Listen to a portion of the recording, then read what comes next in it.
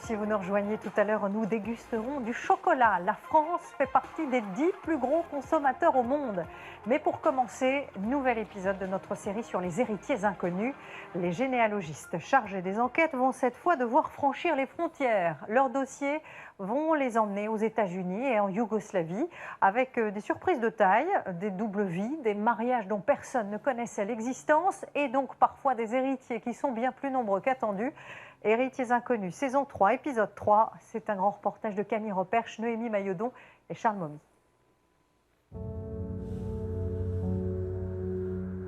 Mon métier, c'est avant tout une aventure. Partir à la rencontre de gens qu'on ne connaît pas, d'histoires qu'on n'imagine pas.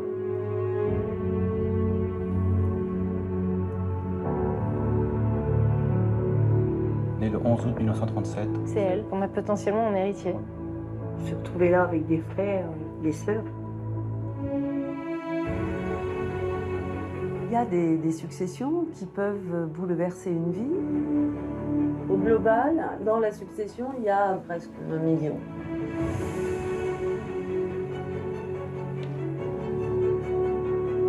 Mon rôle en tant que généalogiste, c'est de retrouver des parents, des héritiers vivants. On sent tout de suite que c'est un dossier qui va nous emmener dans la grande histoire, en fait. Vous saviez pas que votre père avait été marié une première fois? Non.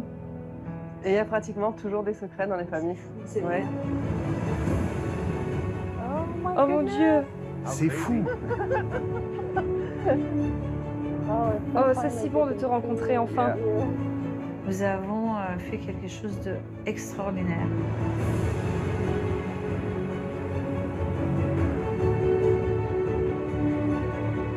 Regardez les prénoms Joseph, Micha, avec n'importe quelle orthographe. Je cherche une Yelena qui vivait dans le village.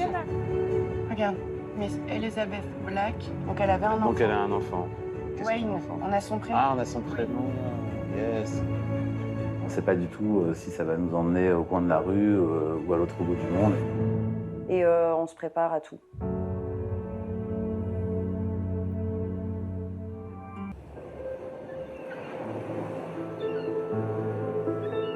Au départ de ce dossier, je suis sollicité par le bureau de Bayonne pour une succession d'un homme natif de la région, mais qui a passé part de sa vie à l'étranger. J'ignore à ce moment-là que je vais plonger dans la vie intime de ce défunt et dans ses secrets les plus profonds. Et également, sur un autre plan, découvrir tout un pan de la culture basque que j'ignorais franchement auparavant. Je m'appelle David Moubi, je suis généalogiste depuis 2 ans au secteur international. Et dans le dossier de Pierre, le basque américain, David va faire une découverte surprenante, une héritière inattendue. J'ai une Pierrette.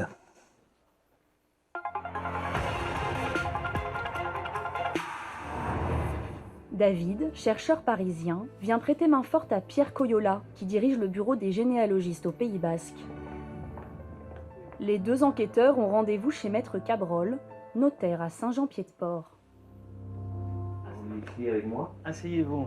Il a besoin de leur aide pour régler la succession d'un homme né au Pays Basque en 1938, puis parti s'installer en Californie, où il est décédé.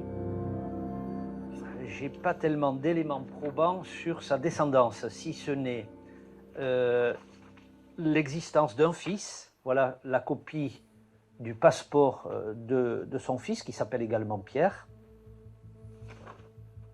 comme son père et son grand-père, qui est né aux États-Unis le 9 novembre 82, en Californie. Donc dans ce dossier, on a déjà un héritier qui est connu, qui est le fils du défunt. Et on sait que le défunt, qui est né au Pays Basque, a passé la plupart de sa vie aux États-Unis, en Californie. Dans cette succession, il y a notamment une propriété familiale. La particularité, c'est que le bien étant en France, c'est la loi française qui s'applique. On doit vérifier qu'il n'y a pas d'autres héritiers réservataires. Et à votre connaissance, il avait eu des mariages? Alors, je suis qu'en possession de son acte de naissance. Et où il est mentionné qu'il est marié à Chino avec une basquaise en 1973. Donc j'ai que cet élément. Il y a beaucoup d'inconnus dans ce dossier au départ concernant le défunt. On sait qu'il a quitté le Pays Basque très jeune, mais on ne sait pas exactement quand. Et on retrouve sa trace lors de son mariage à 35 ans. Donc il y a toute une période de sa vie où on ne sait pas ce qu'il a fait, et surtout on ne sait pas s'il a pu avoir des enfants à cette période. Voilà l'une des parcelles dépendant de la propriété. Hein. Voilà, vocation agricole essentiellement. Pierre venait d'une famille d'agriculteurs. Il possédait donc des terres autour du village. Donc, voilà la propriété familiale, la maison Laraldia, hein, transmise de génération en génération, avec des pierres d'angle taillées, hein, en grès rose du Pays Basque, là. Donc ce dossier, en termes d'actifs, cette maison avec les terres environnantes, ça doit avoisiner à peu près les 200 000 euros. Pour Pierre, le défunt, cette maison et ces terres, c'était vraiment ce qui le rattachait à sa terre, à son pays. Et j'imagine que depuis les États-Unis, depuis là-bas, il devait y penser, quoi. Pour savoir à qui reviendra finalement ce petit morceau de Pays Basque, les généalogistes vont devoir rassembler des éléments sur la vie du défunt et se rendre à des milliers de kilomètres de son village natal, en Californie, en quête d'indices. Et ce qu'ils vont découvrir va aller bien au-delà de ce qu'ils imaginent. Des surprises, David lui aussi pourrait bien en avoir. Il poursuit ses investigations pour reconstituer la vie de Pierre, le défunt d'origine basque, émigré aux États-Unis. Je commence mes recherches en ligne et je trouve assez rapidement un bordereau d'avion qui signale son arrivée aux États-Unis lorsqu'il avait 19 ans en 1957. Ça soulève des questions parce que cet âge entre 19 ans et 35 ans, surtout à l'époque, c'est un âge où souvent on a des enfants. J'en ai 5 dans les années 40, mais il n'était pas arrivé, il était tout jeune. Dans les années 50, j'en ai pas, mais par contre, j'en ai 10 dans les années 60. Durant cette période de ces 19 ans à ces 35 ans, je vais rechercher toutes les naissances avec ce nom de famille. Et voilà, c'est aussi ma découverte. Je pensais qu'il y en aurait très peu, et en fait, il y en avait pas mal.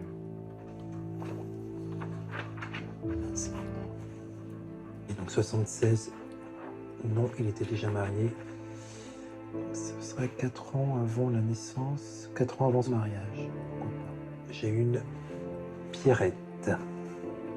Et je me dis que c'est pas non plus le prénom le plus américain qui soit, le plus donné en Californie. Donc je m'interroge et je m'intéresse de très près à Pierrette. Mais je ne parviens pas à trouver la trace du nom du père de Pierrette, de son prénom, et de savoir si c'est un rapport avec mon dossier. Il faut aller voir sur place.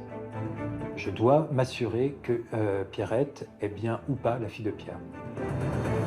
Une simple vérification qui devait s'avérer assez banale finalement nous amène à traverser l'océan.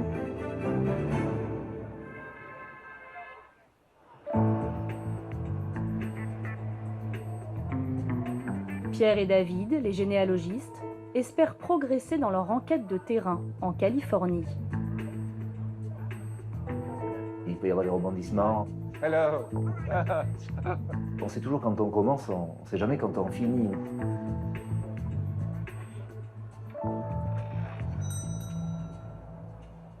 Je voudrais un café et de l'eau, s'il vous plaît. Et un café allongé pour moi. Cette Pierrette, je l'ai retracée un petit peu et j'ai trouvé des photos. Montre-moi. Tu sais, les trombinoscopes. Les trombinoscopes qui font à la fac.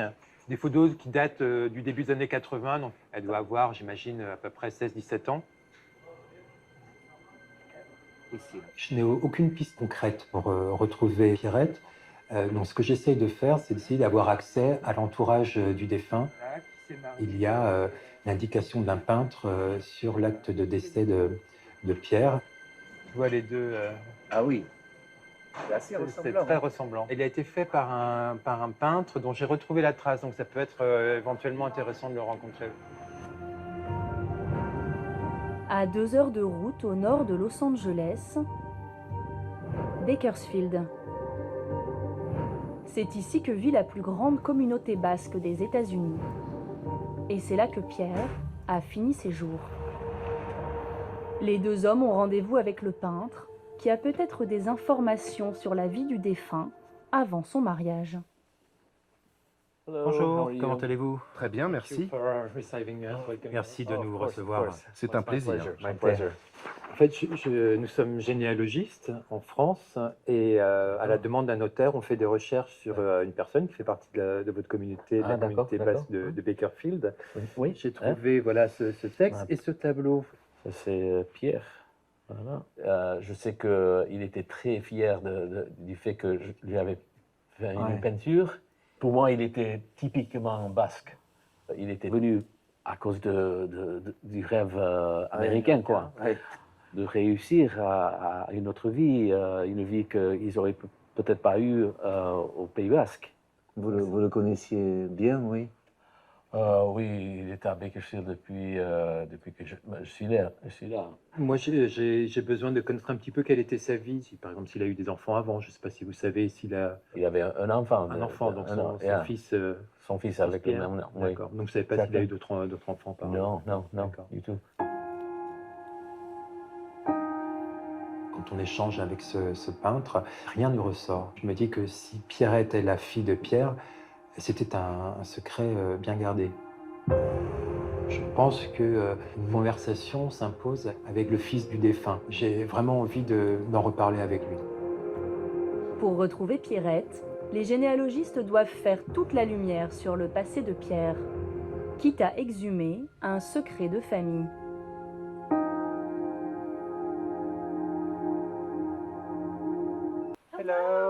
Et aux États-Unis, les généalogistes vont réussir à rencontrer la fille cachée de Pierre. C'est très triste que je n'ai pas eu la chance de faire partie de sa vie comme je le souhaitais.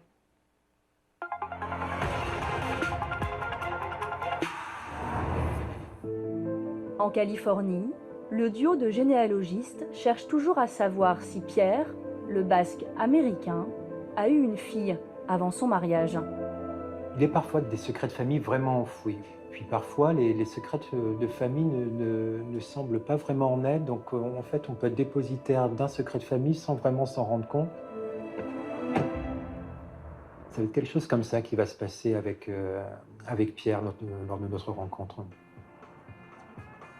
Il va falloir qu'on essaie d'obtenir des informations sur cette fameuse Pierrette, sauf qu'on ne sait pas s'il la connaît, on ne sait pas s'il sait quelque chose d'elle ou s'il en a entendu parler. Hello, Pierre. Pierre, Pierre. bonjour. Enchanté. Bonjour, comment allez-vous? Très bien, merci. On parle anglais ou français? Je pense que ce sera mieux en anglais. Concernant la maison de famille que possédait votre père en France, c'est la loi française qui s'applique. Donc, on doit être sûr de savoir qui sont tous les héritiers. Je ne sais pas trop comment je vais pouvoir vous aider, mais je vais essayer. Dans chaque famille, il y a des choses qu'on entend, des choses qu'on pressent. Ouais. Oui, c'est vrai, il y a toute une partie de la vie de mon père dont j'ignore tout. Et dans les années 50-60, c'est ça? Ouais. Vous avez trouvé quelque chose? Je n'en suis pas sûr. Je ne peux pas arriver en lui disant, voilà, Pierre, je pense que vous avez une sœur, ou je pense que vous m'avez caché quelque chose. Je ne peux pas arriver comme ça. Donc il faut laisser le temps à la conversation de s'instaurer, aux échanges de se faire, il faut qu'on fasse connaissance. J'ai trouvé beaucoup de naissances à votre nom et au nom de votre père aux États-Unis. Ah, vraiment? Il y a une personne sur laquelle j'ai des doutes. Je n'ai pas l'identité de son père et en plus son prénom est très surprenant. Puisqu'elle s'appelle Pierrette. Donc vous comprenez pourquoi je me pose des questions. Eh bien, après la mort de mon père, les langues ici ont commencé à se délier. J'ai alors entendu parler de cette femme pour la première fois. Vous aviez déjà entendu parler d'elle? Eh bien oui. Je n'en ai encore jamais vraiment parlé. Lors d'une soirée basque, quelqu'un m'en a touché un mot. Et je pense que ça a du sens. Mon père ne parlait jamais de sa vie d'avant. Il était secret? Oui, il était très secret. Je me souviens qu'une personne m'avait parlé de ça. Elle avait l'air de savoir où se trouvait Pierrette, ou en tout cas de savoir comment la joindre. On ne connaissait pas son père, donc je me dis que peut-être qu'il s'était fait, qu'il avait fait un pacte aussi avec son père pour justement ne jamais en parler aussi longtemps que son père vivrait. Les secrets de famille, les secrets de défunts sont des pactes à vie, voilà, et ça il faut le respecter aussi. Pierre savait donc depuis peu qu'il avait une sœur, mais il n'avait pas cherché à la contacter.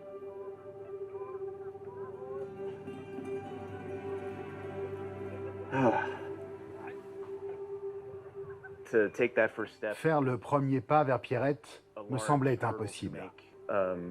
Ça fait peur pour plein de raisons. Moi, je me sentais très seul quand j'étais enfant. Je me souviens, petit, je me disais, mais pourquoi je n'ai pas de frères et sœurs? Savoir qu'il y a quelqu'un d'autre, que je ne suis pas tout seul.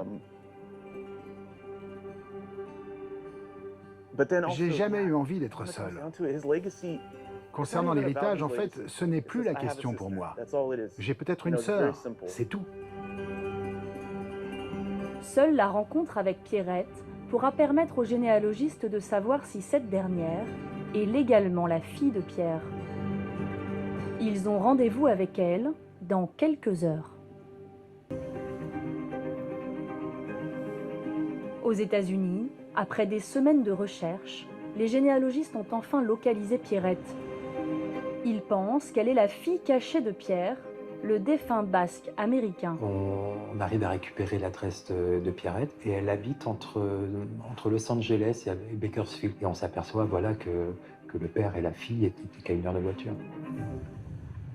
Donc ça doit être de ces maisons, ce n'est pas cette rue-là.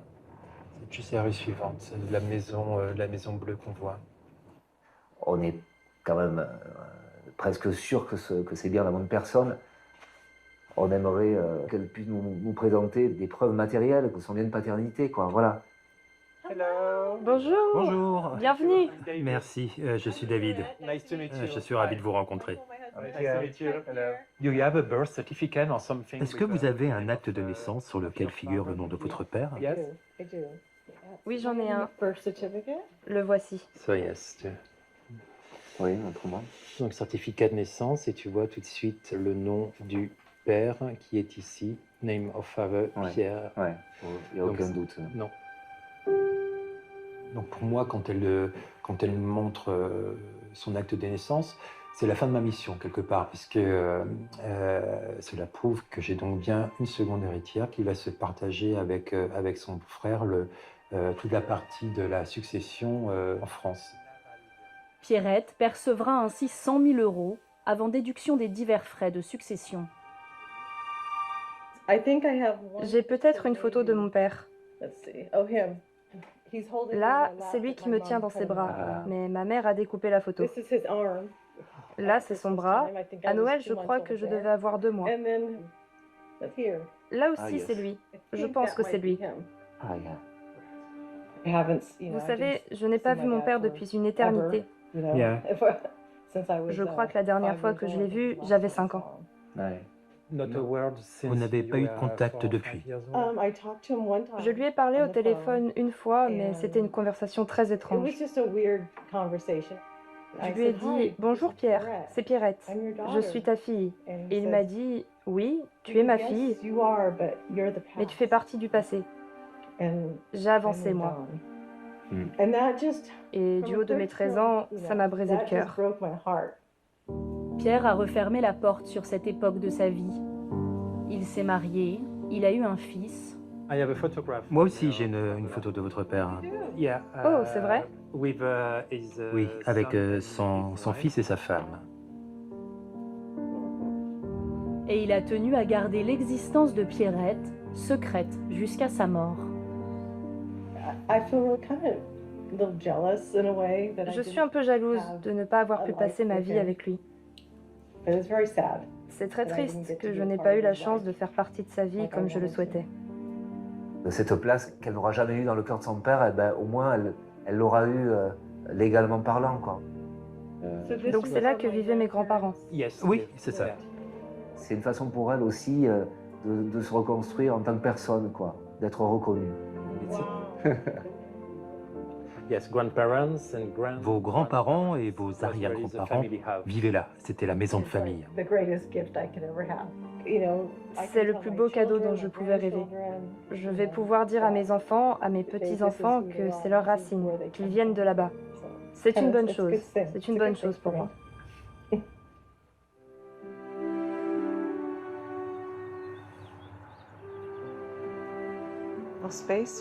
Carré 1, bloc B, stèle 94, ça pourrait être par là. Je vais par là et tu vas par là, ok? Séparée de son père depuis 50 ans, Pierrette souhaite retrouver symboliquement celui qui lui a manqué toute sa vie. Ah, ce n'est pas la bonne. Ça ne doit pas être loin d'ici.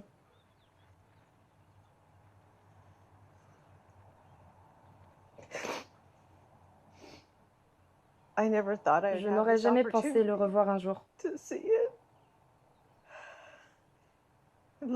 Je t'aime. Il m'a manqué toute ma vie et il me manquera pour toujours. Je suis contente de l'héritage, mais le plus important pour moi, c'est d'enfin être reconnue officiellement comme la fille de Pierre, de savoir que mon père a pensé à moi dans sa mort.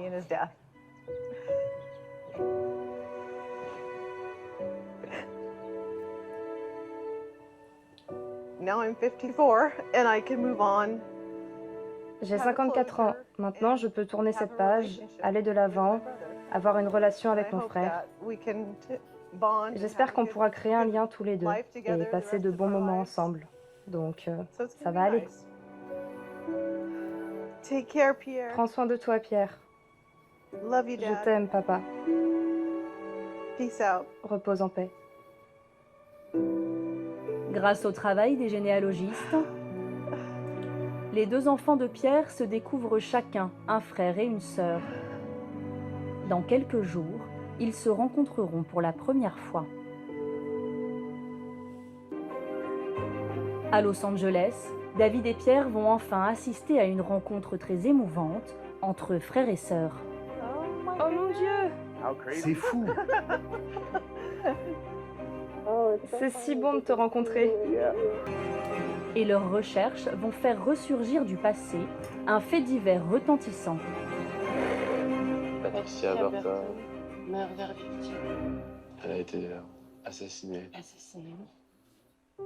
Rendez-vous la semaine prochaine pour un nouvel épisode d'Héritiers Inconnus. Et restez avec nous, dans un instant, nous partons à la rencontre d'artisans amoureux du